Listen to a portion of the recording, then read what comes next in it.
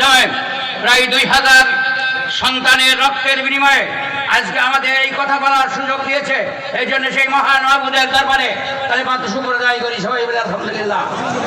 দরুদ ও সালাম পেশ করি সেই মানবতার মুক্তির দূত হযরত আহমদ মুস্তাফা, হযরত মুহাম্মদ মুস্তাফা, সবাই বলি সাল্লাল্লাহু আলাইহি সাল্লাম। একদিন যে রাস্তায় যেতে যেতে একটা ছোট্ট বাচ্চা বলছে, বাপজি এই হাটের যে লোক দেখে বলছে এই লোক শোবেন কনে। তো আজকে এই কথাটা বড় কথা নয় যে আমার এই জনতা ছিল কনে, কিন্তু এটাই দিয়ে আমি সন্তুষ্ট নই। আমি সন্তুষ্ট এই কাজে, যে কাজে বাংলাদেশ জামাত ইসলামী এদেশের মানুষকে ইমানদার বানাতে চায়। বাংলাদেশ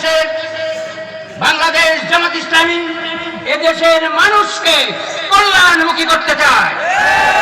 বাংলাদেশ জামাত ইসলামী এদেশের মানুষের সামাজিক সেবা